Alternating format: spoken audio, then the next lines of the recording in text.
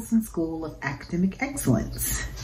I'm Jailyn, the homeschooling mom of 3 children, a rising kindergartner, a rising second grader, and a toddler. We have been homeschooling currently for about 3 years. It was something that I always thought I wanted to do, but it seemed like a lot. And so 3 years in, and I am still really happy with my decision to do so. I am an accountant by trade, and so I do bookkeeping on the side. I just started during our second year, and I only work part-time. My schedule is pretty flexible, so I try to make sure that I only do it after the kids go to bed and on the weekends when I have some time. I try to keep the days open for homeschooling and just tending to the kids' needs and anything that we want to do as a family.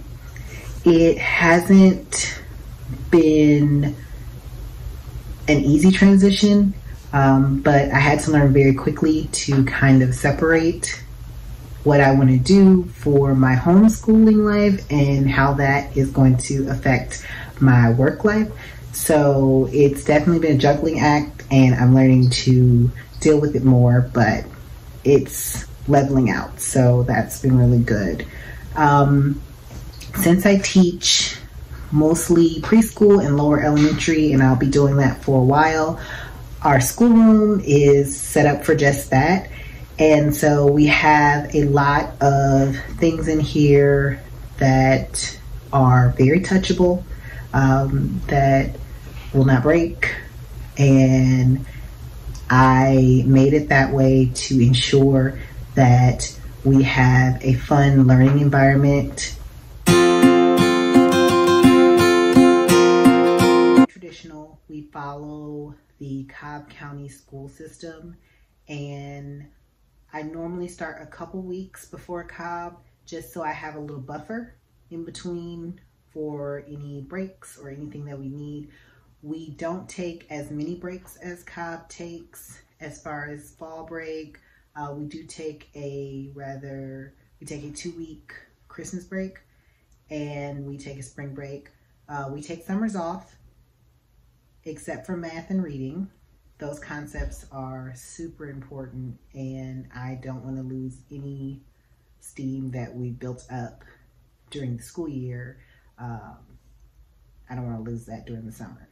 But we do a lot of traveling in the summer normally, and so it's really important for us to have that time off. We travel a lot with my family, and that influences some of the breaks that we take during the year. So we do coincide a lot with what the public school system does, but we also are more flexible if we need to be. Normally I do Monday through Thursday, with Friday being our flex day. And we also do extracurricular activities. Pre-COVID, we were swimming, and we did art classes at the Mabel House, and we also did ballet. I like to encourage just doing different activities to see what my child or children are interested in. Maybe it's something that they don't think they would be good at, but they are, and or vice versa. And so I want to always encourage them to just try new things. And so that's part of what I wanted to start when we started homeschooling, is just giving them the opportunity to explore new avenues. So typically during the week, I try to maintain a fairly consistent schedule, and that is very hard with a toddler, because on any given day, who knows what's going on with her. So what I've learned is to have goals versus trying to organize everything, because that's definitely something that I like to do. I like to be super organized, but it doesn't always work out that way. So what I try to do is I have daily goals based on what I've decided that we're going to do throughout the year. And so on a typical day, we get started, and I usually have my own schedule, which I'll share more about. And I try to stick to that, because if not, who knows what would ensue. But it's really important to have a schedule, especially since I have more than one child and we're really getting into the throes of me having to give them each more individualized time. But I do have a couple of things that I use to kind of keep them busy and to help them ease into that transition. And I try to work with my children at the level that they are currently performing at. So my daughter is very much an independent worker. So she knows that if she comes down and she starts her work and she gets most of it done, I won't bother her during the middle of the day if she decides that she wants to just color or write or whatever. So what she does is she makes sure that she checks this list, and anything that does not require me to be with her, she completes on her own. If she can do it before we get started with our day, then she's going to do that. My son, it takes him a while to join us in our learning journey. So I have started, I give him different activities to do. And one of those is our Kinderbinders that are just super fun for him. And so he loves to do those, and it kind of wakes him up for the day. So those are usually how I start to get him, to lure him in here. And also once we start with circle time and we really start circle time, we do worship, and then we talk about our theme of the day. And I find that just having that moment to kind of get all of us on the same page really helps. It just helps to start the day. Like, they know once I call them to the schoolroom and once we sit down on the floor and we start, singing and everything, that it's time to start our day. And so it's a great way to usher in the day.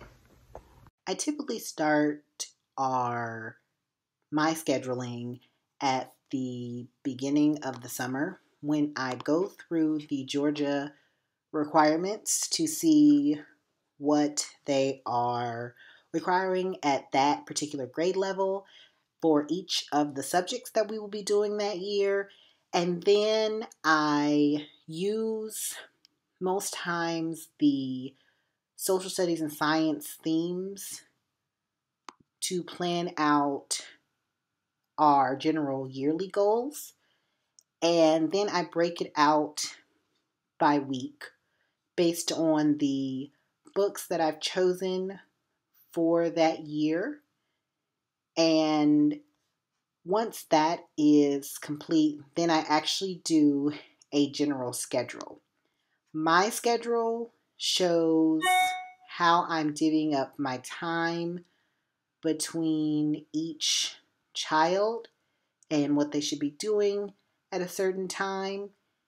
And their schedule actually shows the subjects they should be completing for that day and what they should be doing. And this year, my daughter will be on her own in making sure that she's getting through most of these on her own. There are specific assignments that she does do with me. Most of them she can read through the instructions and complete on her own, and we usually discuss what she's doing. Once I complete all of that, and this is just a rough draft of everything, There are some days that we don't get to some of those things, and normally what we do is I put that on Friday. So if we don't finish everything that I wanted to finish for that particular week, I just go ahead and I move it right to Friday. So that's usually our swing day, and we just use that to make up any work that we are in need of completing.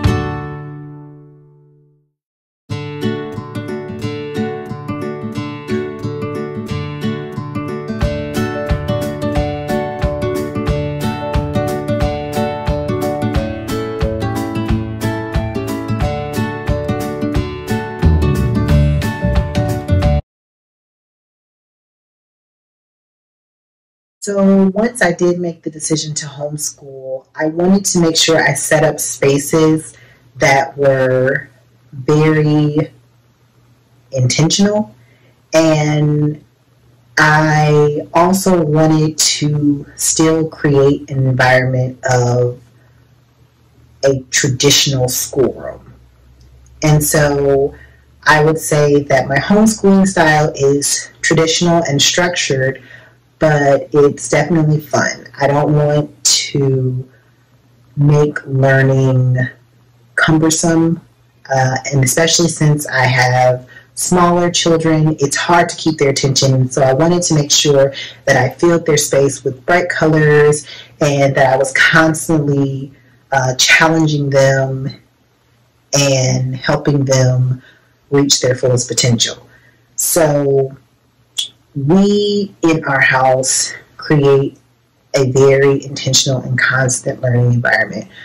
We make sure that all of the kids are engaged in activities that they really like, and then we use that to further increase their knowledge and competence on it. Homeschooling is really important for me because it gives me the space and the ability to create this foundation for my children, for my family. And so I want to be very specific. I want to be very intentional of making sure that I am doing that to the best of my ability.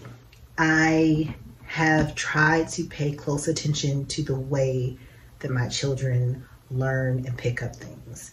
And my son is very much a secondary learner. Like, it's hard. If he's sitting in the room, he can pick it up. And so, which is good, and it makes my job easier, but when it's time for one-on-one time, it takes a lot to get him to come and engage. And so sometimes just getting his sister involved and having her be there and help him has motivated him. And so I'm now learning, like, oh, maybe he needs a learning buddy. Also, him being able to teach other people. So, having him teach his even smaller sister her shapes or her colors gives him a sense of pride. And so it is such a joy. That's one of the joys of homeschool for me, seeing my kids, how they're learning and just getting the wheels turning. And so basically I use them to motivate each other. And I also try to just spend that one-on-one time with them, and I try to make it special. So my son loves cuddling, and I'm not a big cuddler, but that's one of the things that will bring him to the couch with a book, is knowing that, oh, we're going to lay on the couch and we're going to read this book. I get to have this time with mom. So it's definitely a challenge, and I'm excited to start doing more of it.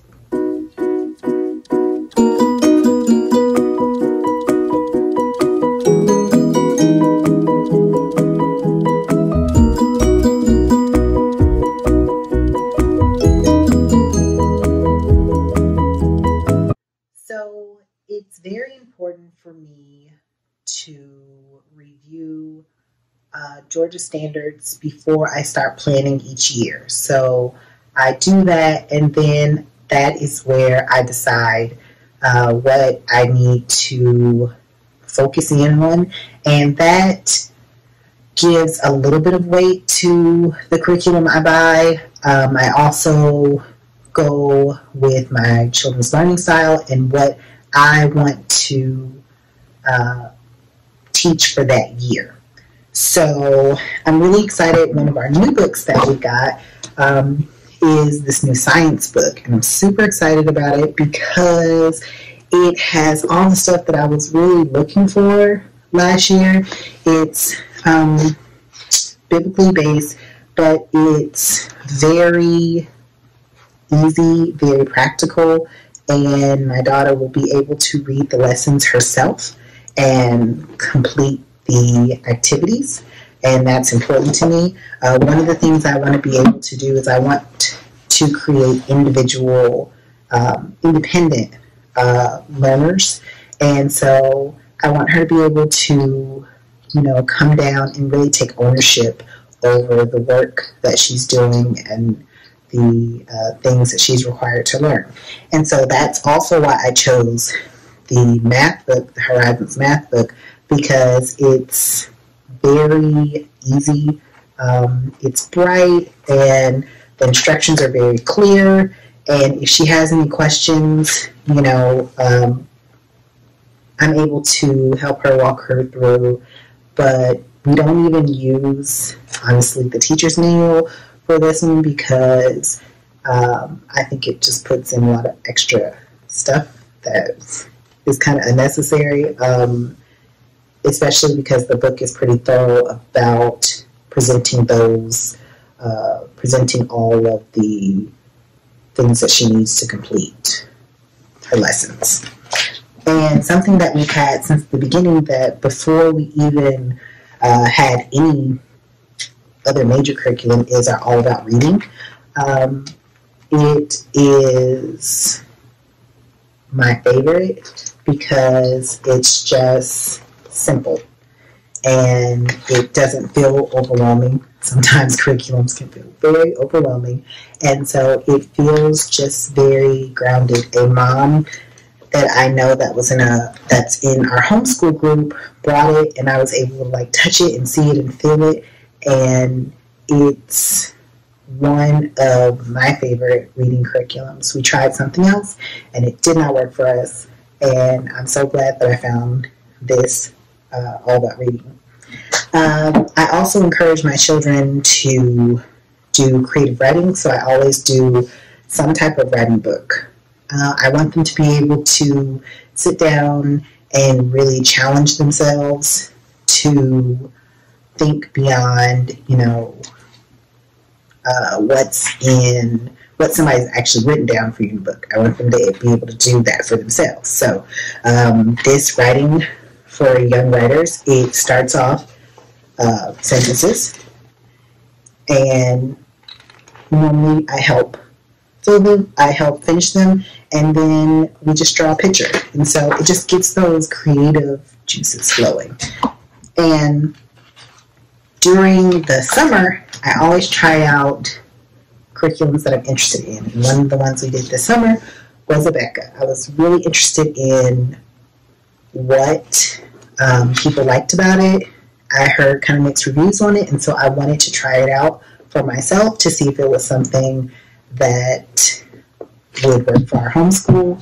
I learned a long time ago not to do too much of that, but I was really interested in trying this. And, since we do math in the summer anyway, it was just the opportunity to see what it's like. I do like it. I think that it's a good, I definitely think that it's really good and really down to earth. Also, it introduces some of the concepts a little sooner than Horizons, and so that's my only critique of it. But other than that, I thought it was a good, solid workbook. And I do like it because they have testing for it, and that appeals to me because I want my kids to get used to testing. It's something that they will have for the rest of their lives, and so I want them to feel comfortable and confident when they are testing, which is also something that I do. I do an assessment at the beginning and the end of the year. It's rarely to look at if they're in the place where I want them to be. It's normally more of an assessment for me. Since I do put out goals at the beginning of the year, I'm more looking at myself and if I was able to get all those things across. And sometimes, it doesn't always reflect what the kids actually know and what they're learning. So I use it for my own personal assessment. There are particular subjects that I do want to cover that aren't in the books that we have, and those subjects I normally get worksheets, typically from Teachers Pay Teachers or Amy's Playtime. You also can find some of them on Pinterest. Pinterest is my go-to for all things fun when I've run out of ideas. Typically, I get my materials direct from the manufacturer. If I'm doing textbooks and I know I'm going to be using them for a while, I want to make sure that I'm getting direct from the manufacturer, because if I have any issues, I want to be able to go back to the manufacturer and have them rectify that. So for things that I spend a decent amount of money, I always want to buy those direct from the manufacturer. Our handwriting and other books, supplemental books, I typically try to price match those on Amazon. If I'm not going to use them multiple times, then I'm fine with just getting what we need in that moment. So those are typically, I also use Rainbow Resource, which is really good. And this year I found a lot of the supplies that I needed there, and they were much cheaper than Amazon. So check them out. So for my homeschooling budget, if I'm being honest, and I like to do that, I do not keep great records of that. So I'm guesstimating on this. For books this year, we'll spend about $350. Thankfully, our All About Reading, we can pass it down. I have taken great care in making sure I've laminated certain pages and just making sure that I keep a very close eye on it so I'm able to use it multiple times. We're currently going into our second cycle and everything looks great. So that is money to me that's been well spent. Teaching aids, I spent about $150. It's very important to me to have things that make learning practical, and so I always want to have things in my teacher's box that are able to do that. So it's $150 on teacher's aids. Supplies, I spent about $250. That includes things like notebooks, any type of color pencils, crayons. I was so excited when they came out with People of Color crayons. I might have gone a little crazy in buying them, but I love them. So they were worth it. Our extracurricular activities are about $200 per month, And that included ballet, that includes our swimming class, and that included art classes that we took at the Maple House. Our memberships were our biggest spending item, and they cost around $400. That includes Fern Bank, Botanical Gardens, the Children's Museum, Heritage.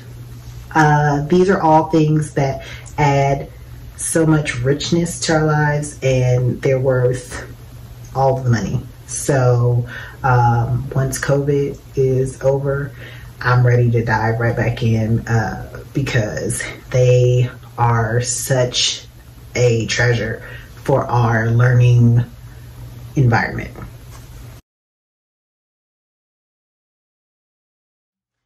So as I mentioned before, I really wanted to be intentional about homeschooling, and I wanted to make sure that I was doing what was best for my family. And one of the ways that I did that was by choosing how I wanted to homeschool and by focusing on what worked best for us. And that was probably my biggest homeschool challenge, was trying to decide what was best for us. It's so easy to look at everybody and listen to everybody and get overwhelmed with what they're doing or what you want to do. And I think being able to just take a moment and figure out what worked for us was one of the best things that I did. And so it was some advice that I got from somebody at a veteran homeschool mom, and it boiled down to stay in your lane. And so when I think about doing certain things and I think about what is actually practical or what might not, what might actually work for us, I always ask myself, like, is this your lane?